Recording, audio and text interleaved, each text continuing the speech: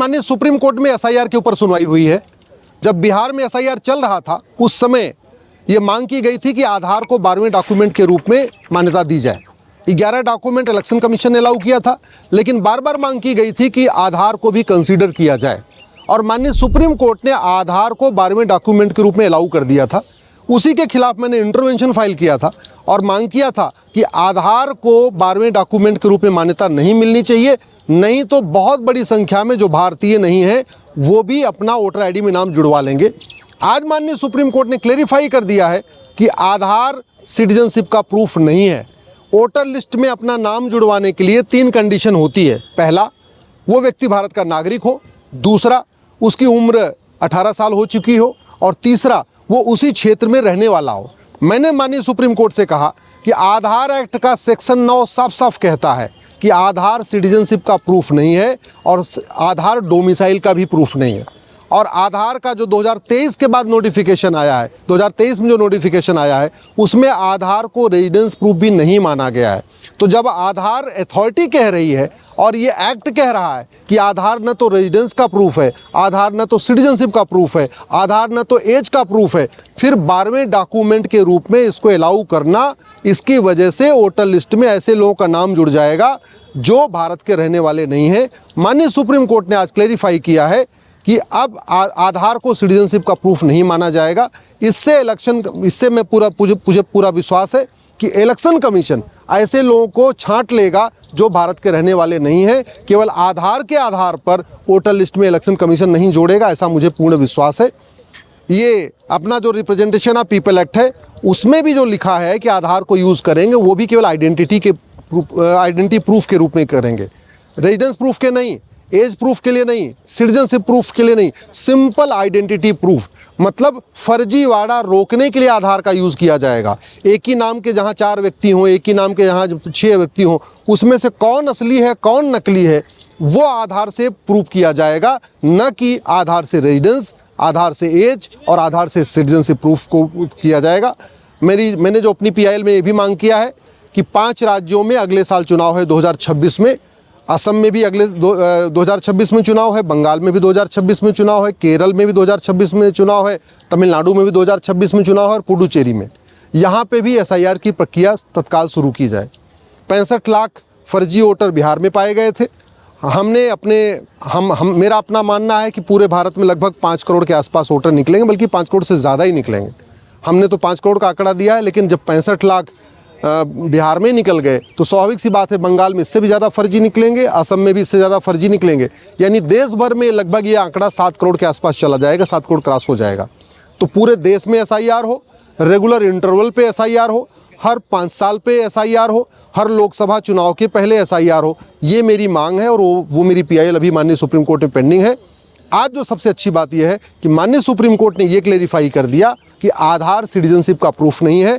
अब केवल 2 बातें बची हैं कि आधार रेजिडेंस का प्रूफ है या आधार डेट ऑफ बर्थ का प्रूफ है, या आधार एक्ट खुद ही कहता है कि न तो ये डोमिसाइल प्रूफ है न तो एज प्रूफ है। तो आने वाले अगली डेट पे जब 4 नवंबर को सुनवाई होगी तो मैं आशा करता हूं कि माननीय सुप्रीम कोर्ट इसको भी क्लेरिफाई कर देगा कि आधार के आधार पर कोई भी व्यक्ति अपना वोटर आईडी में नाम नहीं जुड़वा पाएगा। मध्य प्रदेश में कई बच्चे नकली कफ सिरप पी के मर गए और ये जो कफ सिरप बना था ये तमिलनाडु में बना था। ये घटना केवल तमिलनाडु और मध्य प्रदेश की नहीं है, बल्कि ये घटना पूरे देश की है। पूरे देश में नकली दवाइयाँ बन रही हैं, नकली टैबलेट बन रही हैं, नकली कफ सिरप बन रहे हैं, नकली इंजेक्शन बन रहे हैं, नकली वैक्सीन बन रही है और बड़े पैमाने पे इनकी खपत पूरे देश में की जा रही है। शहरों में कम की जाती है, मेट्रो सिटीज़ में कम की जाती है, लेकिन तहसीलों में, छोटे कस्बों में धड़ल्ले से बिक रही हैं। जो गांव में, कस्बों में जो मेडिकल की दुकानें हैं वहाँ पे ज़्यादा बहुत सारी दवाइयाँ नकली होती हैं। और ये सब इसलिए चल रहा है क्योंकि भारत में 1940 का ड्रग एंड कॉस्मेटिक एक्ट आज भी चल रहा है। 1940 में अंग्रेज़ों ने बनाया था, वो आज तक 2025 तक चल रहा है। अब सरकार ने निर्णय लिया है कि ड्रग एंड कॉस्मेटिक एक्ट को बदला जाएगा जो 1940 में, और एक नया कानून बनेगा। मैं इसके लिए माननीय प्रधानमंत्री जी को धन्यवाद देता हूँ, माननीय स्वास्थ्य मंत्री जी को धन्यवाद देता हूँ, कानून मंत्री जी को धन्यवाद देता हूँ, सरकार को धन्यवाद देता हूँ कि कम से कम मध्य प्रदेश में बच्चों को मरने के बाद ये बात रियलाइज़ हुई है कि हाँ, अब 1940 वाले कानून को बदलने की ज़रूरत है। लेकिन 1940 के कानून को ख़त्म करके नया कानून कैसा होना चाहिए, इस पर गंभीरता के साथ चिंतन करने की ज़रूरत है। मेरा व्यक्तिगत मानना है एक नया कानून और नहीं बनाना चाहिए। हमारे देश में पहले ही कानूनों का मकड़जाल बना हुआ है। ज़्यादा बेटर ये होगा, ये जो भारतीय न्याय संहिता है BNS, इसी में एक चैप्टर जोड़ दिया जाए, नकली दवाइयों के लिए इसी में एक चैप्टर जोड़ दिया जाए, मिलावटखोरी के लिए इसी में एक चैप्टर जोड़ दिया जाए, बजाय कि एक नया कानून बनाने के। और कानून में 100% संपत्ति जब्त करने का प्रावधान होना चाहिए। ये नकली दवाओं का कारोबार, नकली इंजेक्शन का कारोबार, ये जो नकली वैक्सीन का कारोबार चलता है, अल्टीमेटली इससे मालामाल होने के लिए चलता है, पैसा कमाने के लिए चलता है। जो अपराध पैसे के लिए किया जाता है, उसमें जब तक 100% प्रॉपर्टी जब्त करने का प्रावधान नहीं होगा, तब तक ऐसे अपराध बंद नहीं होंगे। चाहे नकली दवाई हो, चाहे वो मिलावटखोरी हो, चाहे खान पान में मिलावटखोरी हो, तेल घी में मिलावटखोरी हो, या नकली वैक्सीन हो, जो भी ये नक्काली चल रही है, जो भी मिलावटखोरी चल रही है, सब पैसे कमाने के लिए चल रही है। तो समाज, इसके लिए सबसे ज़रूरत यह है, इसमें 100% प्रॉपर्टी जब्त करने का प्रावधान होना चाहिए।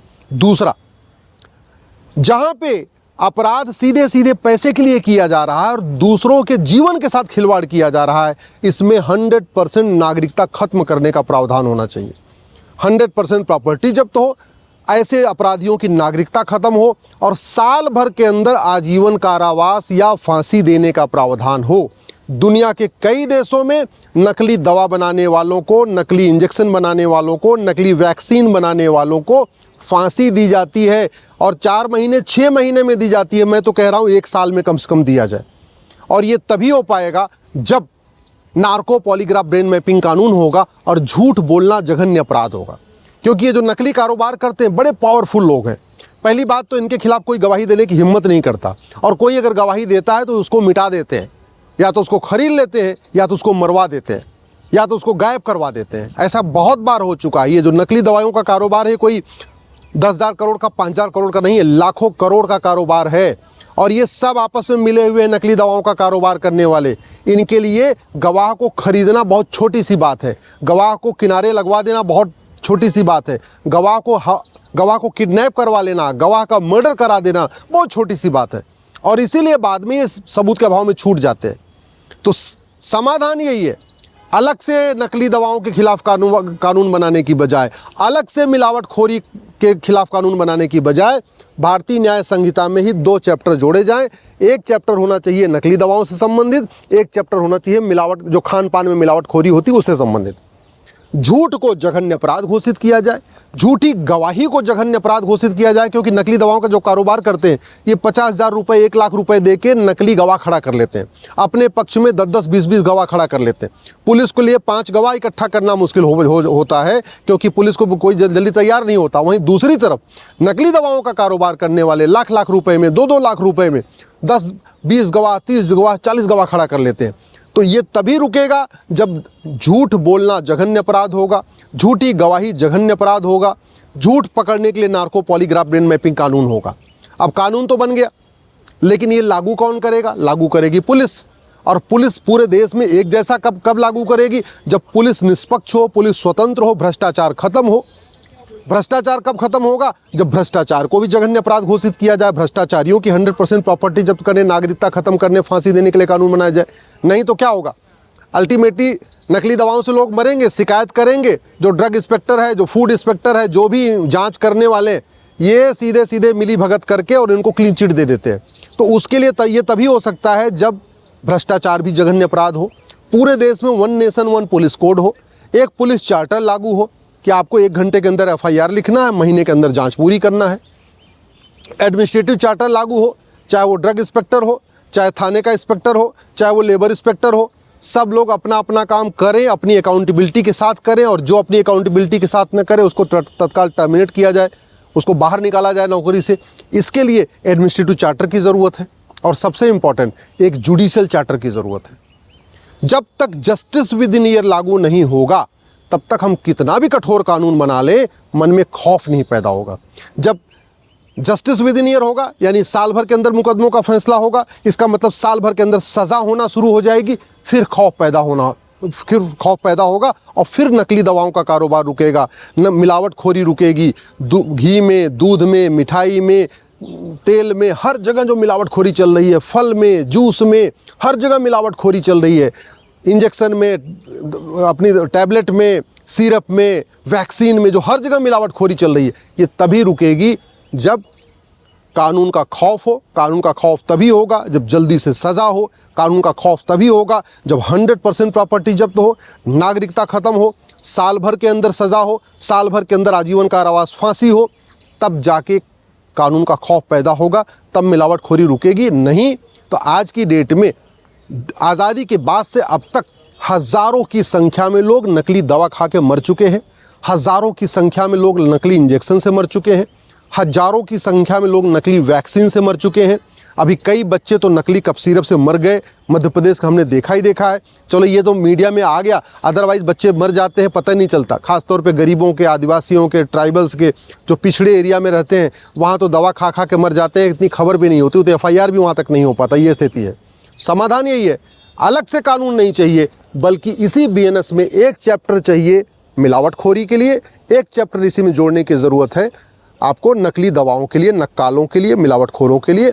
और police charter, judicial charter, citizen charter, administrative charter, justice with in year, ये जब लागू करेंगे तब जाके ये मिलावटखोरी रुकेगी, भ्रष्टाचार रुकेगा, तब जाके इनको सज़ा होगी। नहीं तो भ्रष्टाचार चलता रहेगा ना, फिर मिलावटखोरों को कुछ नहीं हो सकता है। फिर ये गवाह भी खरीद लेंगे, जांच भी खरीद लेंगे, ड्रग इंस्पेक्टर को भी खरीद लेंगे, थानेदार को भी खरीद लेंगे, हवलदार को भी खरीद लेंगे, जांच उल्टी सीधी करवा देंगे, जांच सही से होगी नहीं, सज़ा इनको होगी नहीं। और आज ऐसे यही चल रहा है, आज की डेट में इनका यही तो हो रहा है। आज तक इतने लोग मर चुके हैं, किसी एक भी नकली दवा बनाने वालों को आज तक फांसी नहीं हुई, किसी एक भी नकली दवा बनाने वाले की 100% प्रॉपर्टी जब्त नहीं हुई, किसी एक भी नकली दवा बनाने वाले की आजकल नागरिकता ख़त्म नहीं हुई। क्यों? क्योंकि एक तो कानून घटिया है, ऊपर से न्यायिक व्यवस्था सड़ी हुई है, तारीख पे तारीख चलती रहती है। 15 साल 20 साल डिस्ट्रिक्ट कोर्ट में मुकदमा चलेगा, फिर 10 साल 15 साल हाई कोर्ट में मुकदमा चलेगा, फिर 5 साल 10 साल सुप्रीम कोर्ट में चलेगा। इतने में ही आधे गवाह टूट जाएंगे, आधे लोग इधर सुधर हो जाएंगे, जो जांच करने वाला उसका ट्रांसफ़र हो जाएगा, गवाह मुकरना शुरू कर देते और अंत में सबूत के अभाव में छूट जाते हैं। ये इसको रोकने के लिए इसलिए मैं सरकार से निवेदन कर रहा हूँ, कानून बदलें, लेकिन नया कानून न बनाएं, बल्कि जितने भी नए कानून बना रहे हैं उनकी बजाय BNS में एक नया चैप्टर जोड़ते चले जाएं, नया चैप्टर जोड़ते चले जाएं। अमेरिका में ऐसा ही है। अमेरिका में कानूनों का मकड़जाल नहीं है, वहाँ एक फेडरल पिनल कोड है, उसी फेडरल पिनल कोड में चैप्टर बने हैं। एक चैप्टर घूसखोरी के लिए, एक चैप्टर जमाखोरी के लिए, एक चैप्टर कमीशन खोरी के लिए, एक चैप्टर मिलावटखोरी के लिए, एक चैप्टर कालाबाजारी के लिए, एक चैप्टर नशा तस्करी के लिए, एक चैप्टर मानव तस्करी के लिए।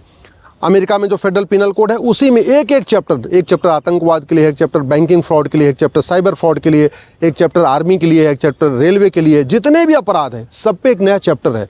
तो वहाँ पे एक किताब इस पुलिस के पास होती है, वही एक ही किताब जज को भी रखना पड़ता है, वही एक ही किताब वकील को भी रखना पड़ता है। हमारे देश में तो एक मुकदमे में कम से कम 10 किताब खोलनी पड़ती है। क्यों? क्योंकि 10 कानून है, 10 कानूनों का मकड़जाल है। उसी एक ही मुकदमे की सुनवाई में जज को भी 10 किताब खोलना पड़ता है, इंस्पेक्टर को भी 10 किताब रखना पड़ता है, वकील को भी 10 किताब रखना पड़ता है, और इतना ज़्यादा कानूनों का मकड़जाल है कि सज़ा फिर किसी को नहीं होती।